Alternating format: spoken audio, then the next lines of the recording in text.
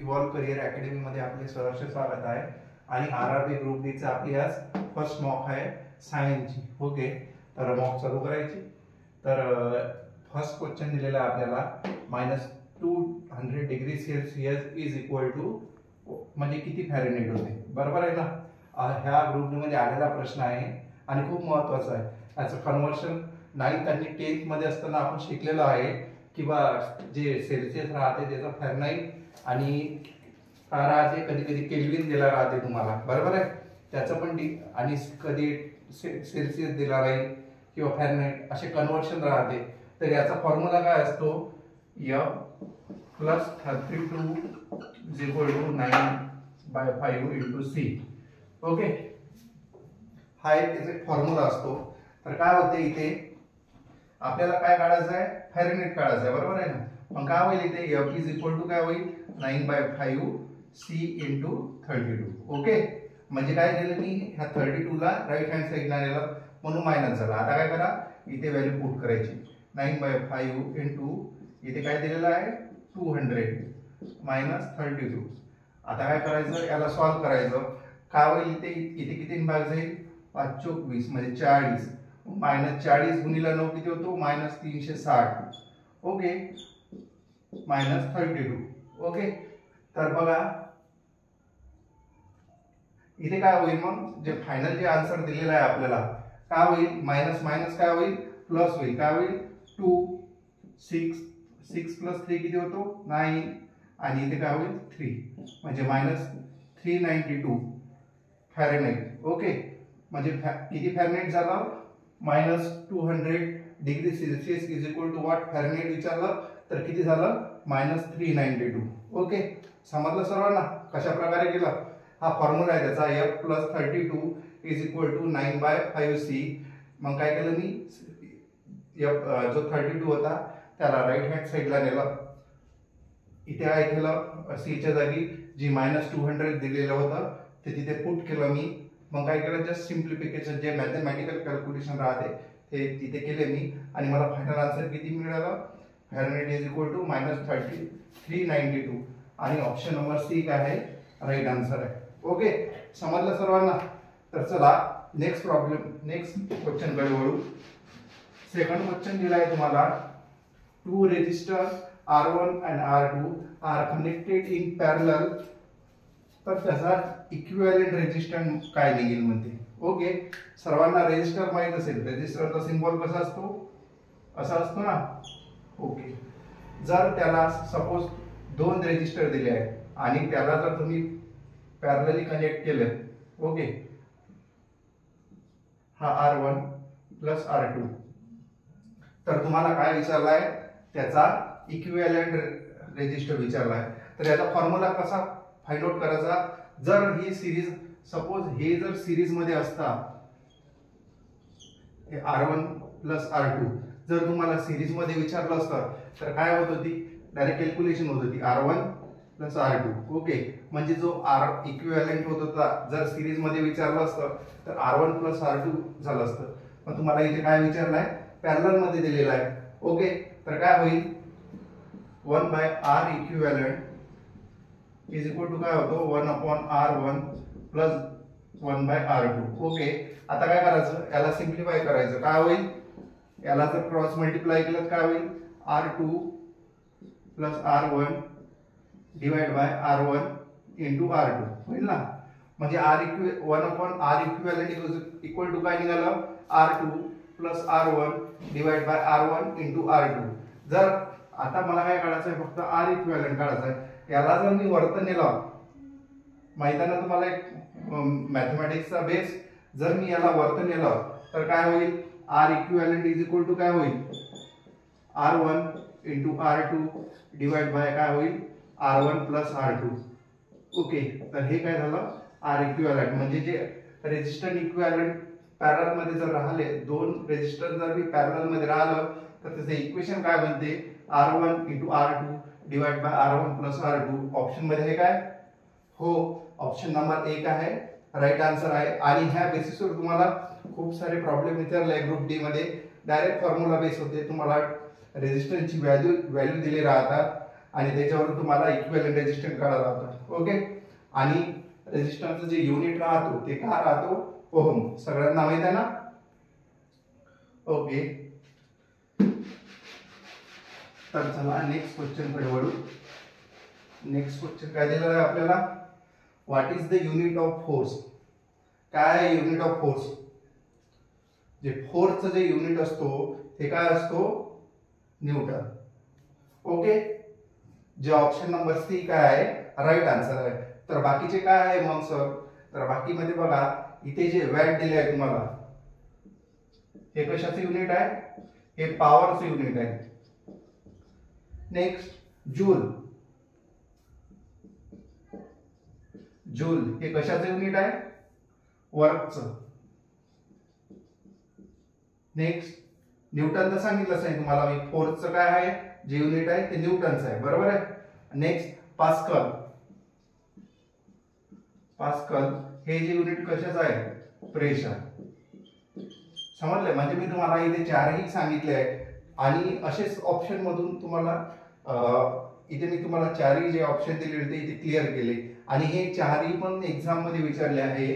तुम्हाला वॅटचं युनिट विचारलंय कशाचं आहे, ते पॉवरचं आहे. वर्क हे जूल कशाचं आहे, तर वर्कचं आहे. आणि पास्कल कशाचं आहे, प्रेशरचं आहे. आणि हे आरआरबी ग्रुप टीम 2019 ची झाली, हे तिन्ही पण तुम्हाला युनिट विचारलेले आहे. Okay, next 70. चला नेक्स्ट प्रॉब्लेम कडे वळू. Which of the following is a vector quantity. Okay, तर ऑप्शन काय दिले तुम्हाला, वेलोसिटी, स्पीड, डिस्टन्स आणि वर्क. तर काय आहे, सर्वप्रथम माहित असायला पाहिजे what is vector quantity. Vector quantity कोणती क्वांटिटी राहते, ज्याला काय राहते वेक्टर क्वांटिटी मध्ये,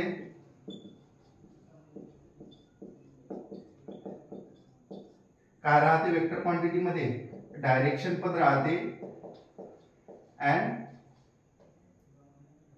मॅग्निट्यूड पण राहते. आणि जी स्केलर क्वांटिटी राहते,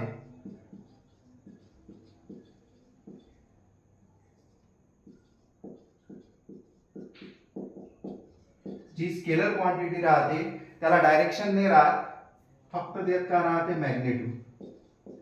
तर मॅग्निट्यूड काय असते, मॅग्निट्यूड एक व्हॅल्यू असते त्याच्यासमोर दिलेली, पण त्याला पर्टिक्युलर डायरेक्शन नसते. जसं डिस्टन्स, डिस्टन्सला पर्टिक्युलर डायरेक्शन नसते पण त्याला मॅग्निट्यूड राहते. जसं तुम्ही म्हणता 20 किलोमीटर. ओके, डिस्टन्स तुम्ही कसे पण कव्हर करू शकता, बरोबर आहे ना. तुम्हाला एका ठिकाणाहून दुसऱ्या ठिकाणी जायचं असेल, डिस्टन्स 20 किलोमीटर असेल तर तुम्ही अनेक मार्गाने जाऊ शकता, पण त्याला पर्टिक्युलर डायरेक्शन नाही राहत. पण वेक्टर क्वांटिटी मध्ये काय राहते, डायरेक्शन पण राहते आणि मॅग्निट्यूड राहते. ओके, तर याच्यातलं काय कोणता वेक्टर क्वांटिटी, तर वेक्टर क्वांटिटीची वेलोसिटी आहे. ओके, तर मग बाकी राहिलेले काय आहे, बाकी राहिलेले काय आहे, स्पीड, डिस्टन्स आणि वर्क. आणि मोस्ट इम्पॉर्टंट एक करंट राहतात. करंट खूप वेळा एक्झाम मध्ये विचारलाय तुम्हाला की करंट ही स्केलर आहे की वेक्टर क्वांटिटी आहे. तर कधी आता याच्यानंतर एक्झाम मध्ये जर तुम्हाला विचारलं करंट ही स्केलर आहे की वेक्टर आहे, तर काय आन्सर द्यायचं, करंट ही स्केलर क्वांटिटी आहे. ओके, आणि ही वेलोसिटी काय आहे, ही वेक्टर क्वांटिटी आहे. वेलोसिटी काय आहे, ही वेक्टर क्वांटिटी आहे. अजून कोणते, डिस्प्लेसमेंट, बरोबर आहे ना. तर वेक्टर क्वांटिटी मधला काय आहे, काय सांगितलं मी वेक्टर क्वांटिटी बद्दल तुम्हाला की याच्यामध्ये डायरेक्शन राहते आणि मॅग्निट्यूड राहते. आणि स्केलर क्वांटिटी मध्ये काय प्रेझेंट राहते, फक्त मॅग्निट्यूड प्रेझेंट राहते पण त्याला पर्टिक्युलर डायरेक्शन नसते. ओके, आणि त्याचे एक्झाम्पल काय सांगितले मी तुम्हाला, स्पीड, डिस्टन्स, वर्क आणि करंट. हे खूप महत्वाचं आहे, करंट. नेक्स्ट वेक्टर क्वांटिटी मध्ये काय सांगितलं तुम्हाला, डायरेक्शन राहते आणि मॅग्निट्यूड पण राहते. आणि त्याचे एक्झाम्पल काय सांगितले तुम्हाला मी, वेलोसिटी आणि डिस्प्लेसमेंट. ओके, आता क्लिअर झालं. तर चला नेक्स्ट एक्झाम्पल कडे वळू आपण. नेक्स्ट क्वेश्चन काय दिलाय तुम्हाला, bauxite is the ore of which chemical element, which म्हणजे ओर कशाचा आहे, बॉक्साइट. तर ही आणि मोस्ट आयएमपी क्वेश्चन आहे, खूप सारे एक्झाम्पल मध्ये दिलेला आहे. ओके, तर सांगा मला बॉक्साईट हे कशाचं ओर आहे सांगा मला. तर बॉक्साईट हे कशाचं आहे, ॲल्युमिनियमचं. ओके, काही सांगायची गरज आहे, ही थेअरीचं एक पार्ट आहे.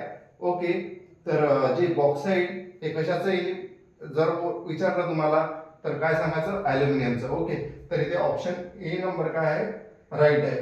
पोटॅशियमचं काय, हे आहे सोडियमचा आणि हे आहे कॉपर. ओके, हे जे सिम्बॉल आहे हे कशाचे आहे, हा के आहे, हा पोटॅशियम आहे, सी सोडियम आहे आणि Cu काय दिलेलं आहे, इथे कॉपर दिलेलं आहे. आणि यांचे मल्टिपल आहे, याच्या ठिकाणी एक स्पेशल लेक्चर राहतात, हे आपण घेऊ एक नंतर कधीतरी. ओके, नंतर तुम्हाला विचारला इथे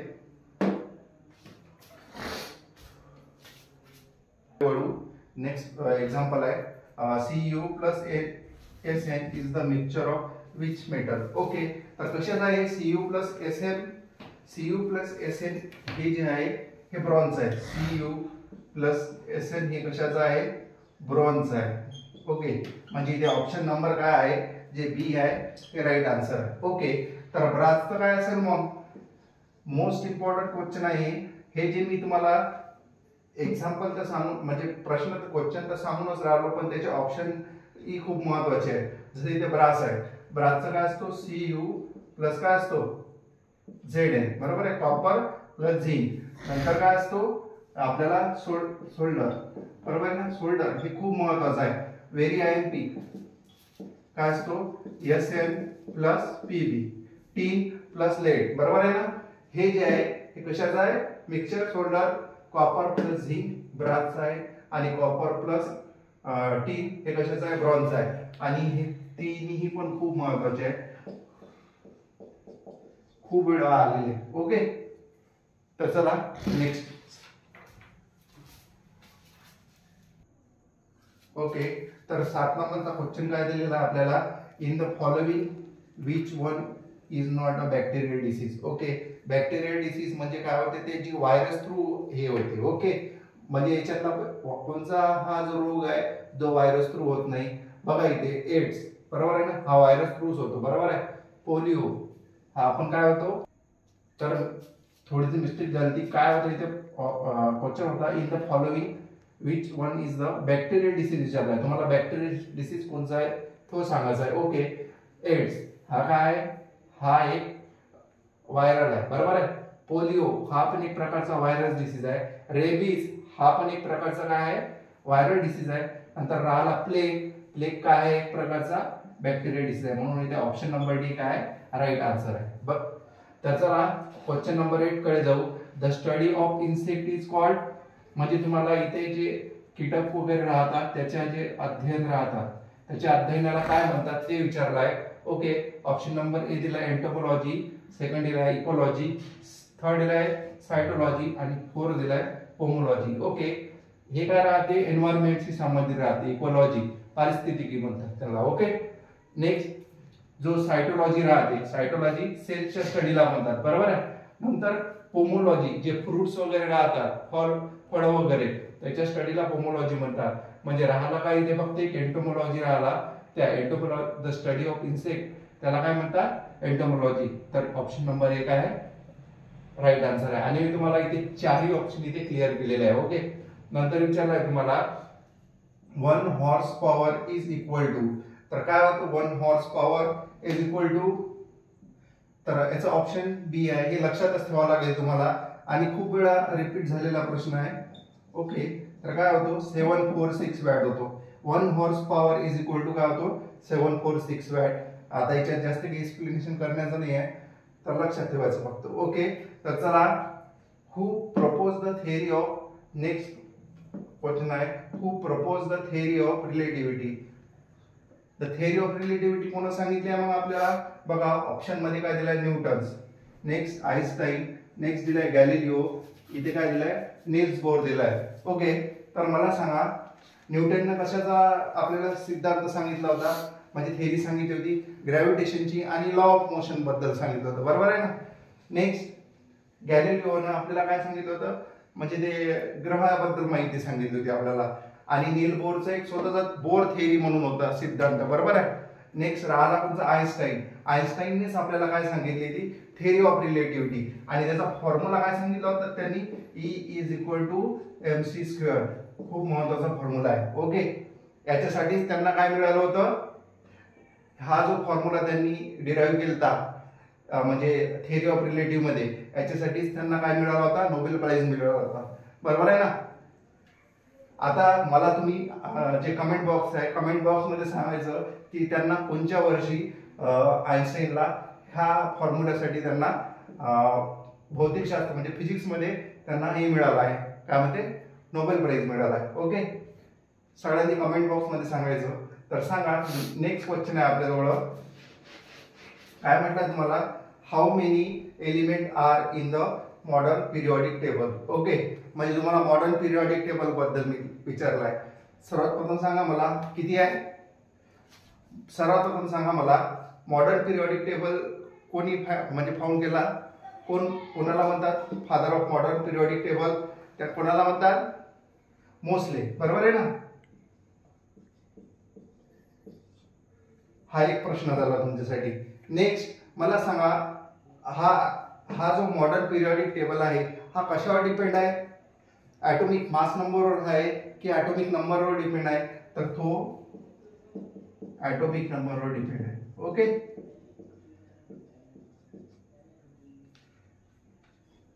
आणि जर तुम्हाला हे दोन प्रश्न विचारतात त्याचे जे फादर कोणचा आहे मॉडर्न पिरियॉडिक टेबलचे, तर फर्स्ट प्रश्न आन्सर आहे मोस्ले.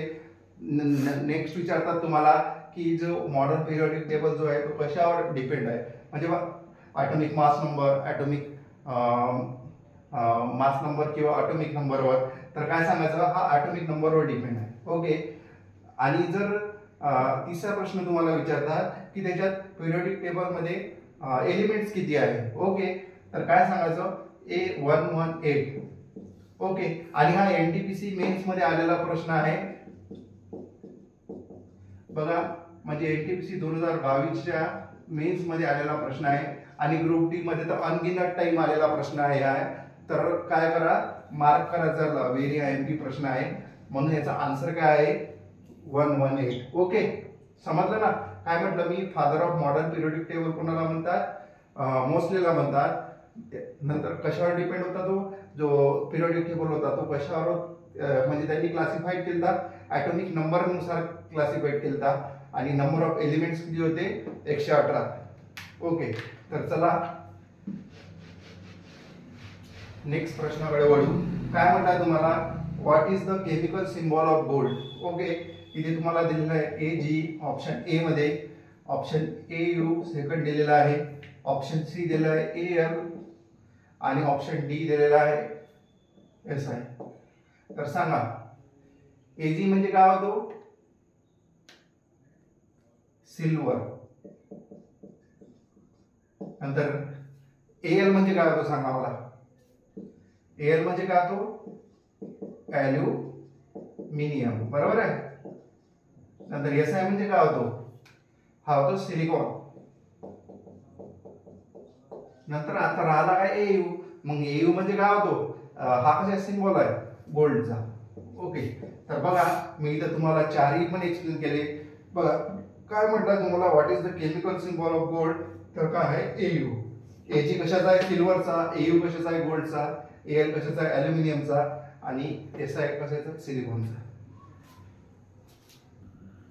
तर बघा मित्रांनो, क्वेश्चन नंबर 13 इथे काय म्हणताय, vitamin B1 is also called, काय म्हणतात विटॅमिन B1 ला, काय म्हणतात, थायमिन. ऑप्शन बी आहे रेटिनॉल, सी आहे एस्कॉर्बिक ऍसिड, आणि डी दिला आहे तुम्हाला, म्हणजे फोर्थ नंबरचा दिलेला आहे इथे रायबोफ्लेविन. ओके, तर मला सांगा B1 ला काय म्हणतात, त्याचं केमिकल नेम काय आहे B1चं, हे रेटिनॉल. रेटिनॉल हे कशाचं नाव आहे, विटॅमिन ए चं नाव आहे, आणि एस्कॉर्बिक ऍसिड हे कशाचं नाव आहे, विटॅमिन सी चं नाव आहे. नंतर जे रायबोफ्लेविन आहे हे B2 चं नाव आहे. तर थायमिन हे कशात झालं, विटॅमिन B1 चं नाव. ओके, म्हणजे जर विटॅमिन B1 जर विचारलं तुम्हाला तर त्याचं केमिकल नेम काय, थायोमिन आहे, थायमिन आहे. आणि विटॅमिन ए जर विचारलं तर रेटिनॉल आहे, नंतर व्हिटॅमिन सी चं विचारलं तर एस्कॉर्बिक ऍसिड आहे, आणि नंतर डी विचारलं तर रायबोफ्लेविन, हे कशाचं आहे, B2चं आहे. ओके, तर सांगा मला नेक्स्ट क्वेश्चन कडे वळू आपण इथे. नेक्स्ट क्वेश्चन काय दिलेलं आपल्याला, which Gland is also non as a master Gland. कोणची ग्लँडला आपण मास्टर ग्लँड म्हणतात,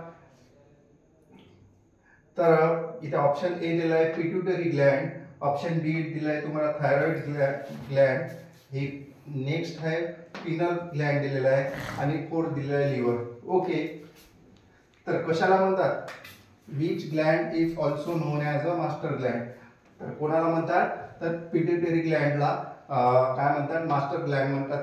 का बरं, ते हार्मोन सिक्रेट करतात आपल्या म्हणजे जे म्हणजे काय म्हणते कंट्रोल, म्हणजे सिग्नल पोहोचवतात आपल्या बॉडीला. ओके, म्हणजे different types of hormone create करून किंवा सिग्नल आपल्या बॉडीला पोहोचवतात. म्हणजे तुम्हाला समजा सपोज एखादी म्हणजे तुमच्या बॉडीचं जर एखादा सिग्नल जर द्यायचं असेल तर ते कुठून मिळतो आपल्याला, पिट्युटरी ग्लँड मिळतो. ओके, म्हणून त्याला काय म्हणतात, मास्टर ग्लँड म्हणतात. तर चला, थायरॉइड ग्लँड हे तर माहित असेल तुम्हाला, कुठं राहतं, गळ्यापाशी राहतात. ओके, त्याच्यापासून कोणता रोग होतो, ऑप्शन घेंगा, बरोबर आहे. तर नेक्स्ट क्वेश्चन आहे आपल्याला, क्वेश्चन नंबर 15. तुम्हाला विचारलं what is the pH value of blood. Okay, म्हणजे शरीरातील जे आपलं ब्लड आहे याचे जे पीएच व्हॅल्यू किती आहे मालूम आहे तुम्हाला. तर काय आहे, 6.2 दिलेला आहे, ऑप्शन बी 7 दिलेला आहे, ऑप्शन सी 7.4 दिलेला आहे, आणि डी दिलेला आहे 6.5. ओके, तर ऑप्शन डी जे आहे, सी आहे, हे राईट आन्सर आहे. द पीएच ब्लड ऑफ काय आहे, ह्युमन बॉडीचं काय आहे, 7.4 आहे. ओके, लक्षात राहील. आणि हे कशाचं आहे, हे प्युरेस्ट वॉटरचं आहे. 6.5 जे आहे हे कशाचं आहे, प्युरेस्ट वॉटरचं आहे. ओके, नंतर हे काय आहे, एकदम काय म्हणतात, बघा मित्रांनो, इथे 6.5 कशाचा आहे, रेन वॉटरचा आहे. नंतर सी जे 7.4 आहे, जे आन्सर आहे आपलं, तर कशाचा ब्लडचा आहे, आणि 7 जे आहे ते न्यूट्रल राहते. ओके, तर बघा काय म्हटलं आहे नेक्स्ट क्वेश्चन आपल्याला, AIDS virus degrades the body of which part of human body. Okay, तर काय म्हटलंय तुम्हाला, AIDS virus degrades the body of which part of human body. तर काय, तर जो एड्स हा जो रोग आहे त्याचे जे विषाणू राहते म्हणते ते कोणत्या पार्टला डायरेक्ट इफेक्ट करते म्हणते. तर ऑप्शन मध्ये दिलाय तुम्हाला आरबीसी, डब्ल्यूबीसी, थर्ड दिलाय लिव्हर, फोर्थ दिलाय किडनी. तर कोणत्या पार्टला डायरेक्ट इफेक्ट करतो, तो व्हाईट ब्लड सेलला तो डायरेक्ट हे करतो इफेक्ट. ज्याच्यापासून जे व्हायरस राहतात ते काय करतात, आपल्या ब्लड मध्ये जातात, आणि जे आपली रोगप्रतिकारक क्षमता राहते कोण वाढते, डब्ल्यूबीसी, त्याच्यावर काय करतो, डायरेक्ट म्हणजे हे करतो अटॅक, आणि त्याला काय करतो, डेट करतो. ओके, म्हणून इथे तुम्हाला प्रश्न विचारला आहे, AIDS virus degrades the body of which part of human body. तर कोणता आहे, डब्ल्यूबीसी. विच नंतर काय म्हटलं तुम्हाला, which element is a noble gas in the following question. म्हणजे तुम्हाला नोबल गॅस सांगायचा आहे.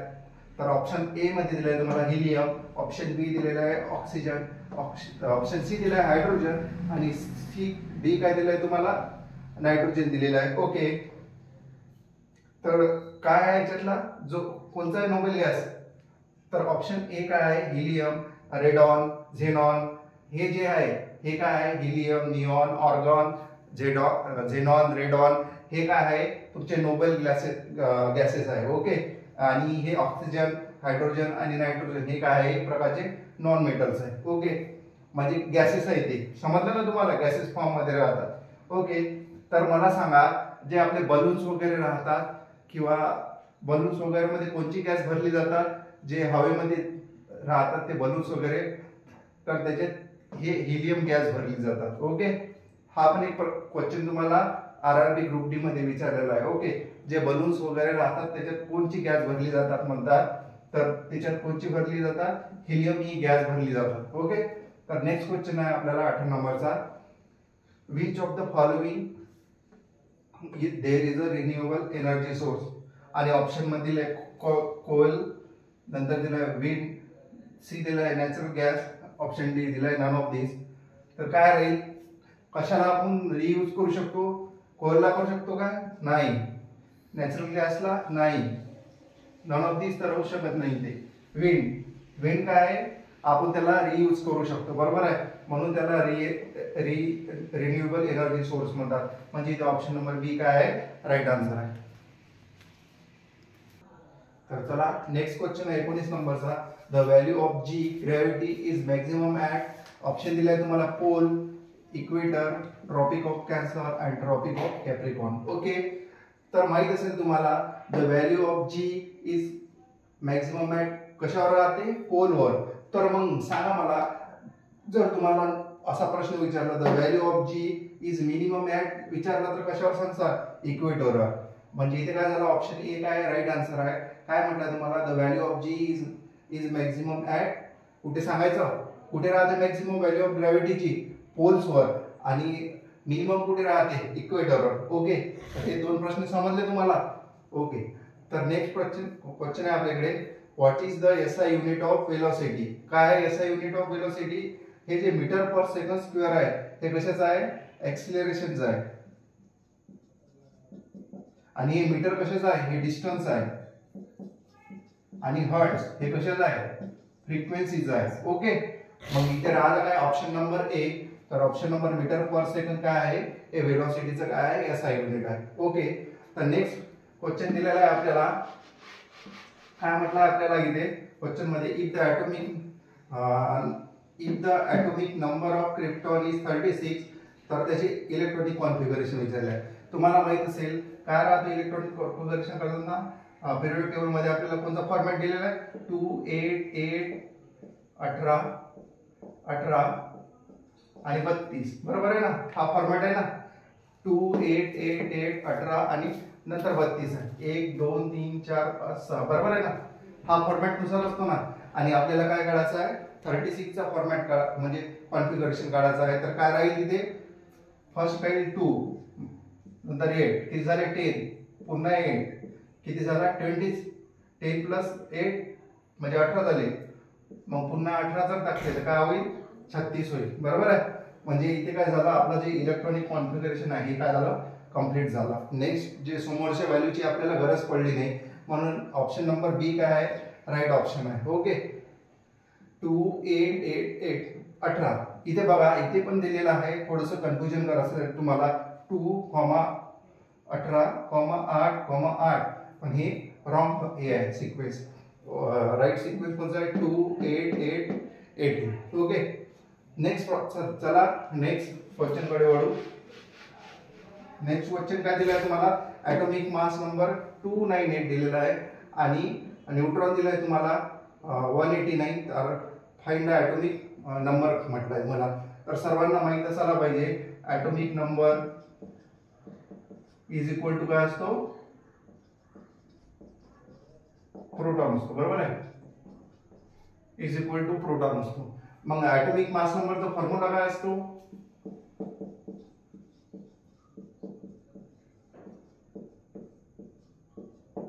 काय असतो, प्रोटॉन प्लस न्यूट्रॉन असतो. ओके, म्हणजे जे ॲटॉमिक मास नंबर बरोबर काय असतो, प्रोटॉन असतो. म्हणजे जी ॲटॉमिक नंबरची जी संख्या राहते ते प्रोटॉनची संख्या राहते, बरोबर आहे.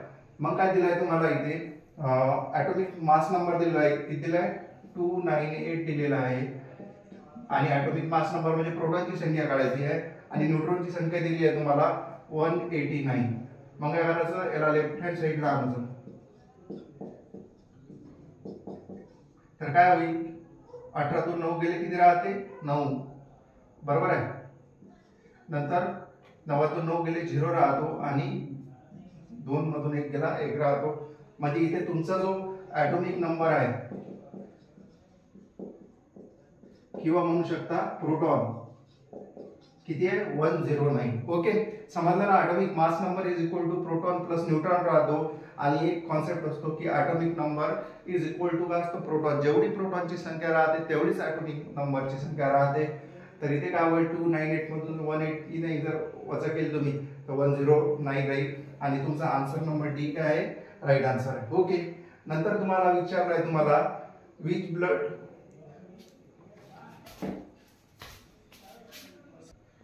तर प्रश्न काय दिलाय तुम्हाला, which blood group is also called as a universal acceptor. Okay, तर ऑप्शन मध्ये दिला ए बी, ओ, ए आणि बी. बरोबर आहे. तर का कोणचा राहतो, तर ओ जो राहतो हा युनिव्हर्सल डोनर राहतो. बरोबर आहे. याच्यात काय, कशामुळे त्याला युनिव्हर्सल डोनर म्हणतात, कारण की त्याच्यात अँटीबॉडी प्रेझेंट राहतात. नेक्स्ट इथे ए बी दिलेला आहे, मग काय राहील, ए बी काय आहे, युनिव्हर्सल एक्सेप्टर आहे. म्हणजे त्याच्यात काय, युनिव्हर्सल एक्सेप्टर का बरं म्हणतात, कारण की त्याच्यात काय प्रेझेंट राहतात, त्यांच्या ब्लड ग्रुप मध्ये काय प्रेझेंट राहतो, अँटीजन प्रेझेंट राहतो. ओके, मग मला सांगा ओ जो आहे हा युनिव्हर्सल डोनर आहे, तर तो कुणाला कुणाला ब्लड देऊ शकतो, तर तो बघा ए ला देऊ शकतो, बी ला पण देऊ शकतो आणि ए बी ला पण देऊ शकतो. बरोबर आहे. मग युनिव्हर्सल ए बी हा युनिव्हर्सल काय एक्सेप्टर आहे, मग तो काय करू शकतो, ओ पासूनही घेतो, ए पासूनही ब्लड घेऊ शकतो आणि बी पासूनही ब्लड घेऊ शकतो. आणि कधी कधी काय करतात, तुम्हाला एक प्रश्न विचारतात ओ प्लस आणि ओ निगेटिव्ह मध्ये. ओके, आणि विचारतात which blood group is also called as a universal donor विचारतात. तर जर तुम्हाला ऑप्शन मध्ये ओ प्लस आणि ओ मायनस जर दिलेला असेल तर त्यात काय मारायचा, ओ निगेटिव्ह हा काय आहे, युनिव्हर्सल डोनर म्हणून मारायचा. ओके, तर चला नेक्स्ट क्वेश्चन कडे वळू. तर काय म्हटलं तुम्हाला, what is the smallest unit of an element, तर कोणता राहतो तो, ॲटम. सगळ्यांना माहित असेल atom is the smallest unit of particle. बरोबर आहे ना. तो लहान छोट्या छोट्या कणापासून बनलेला आहे. जसं आपल्या बॉडीमध्ये म्हणतो ना, cells is the living structure of small living thing म्हणता ना, म्हणजे स्मॉल पार्ट पासून आपलं शरीर बनलं आहे म्हणता ना, सेल्स पासून. तसंच जे जे ॲटम्स राहतात हे खूप छोट्या छोट्या पार्टिकल पासून बनले राहतात, जे नॉन लिव्हिंग थिंग राहतात. ओके, मग इथे तुम्हाला स्मॉलेस्ट युनिट ऑफ एलिमेंट विचारलाय, तर काय सांगसान, ॲटम. तर नेक्स्ट क्वेश्चन आहे लास्ट आपल्याला, what is the speed of light in vacuum, तर काय आहे, तर त्याची स्पीड जी राहते ती राहते 3 × 10⁸ मीटर पर सेकंद. ओके, तर मित्रांनो बघा इथे अशा प्रकारे आपण क्वेश्चन जे 25 क्वेश्चन होते ते कंप्लीट केलेले आहे. आणि जर तुम्हाला हे व्हिडिओ आवडला असेल तर काय करायचं, व्हिडिओला शेअर करा, लाईक करा आणि इव्हॉल्व करियर अकॅडमी या चॅनलला सबस्क्राईब करा. थँक्यू.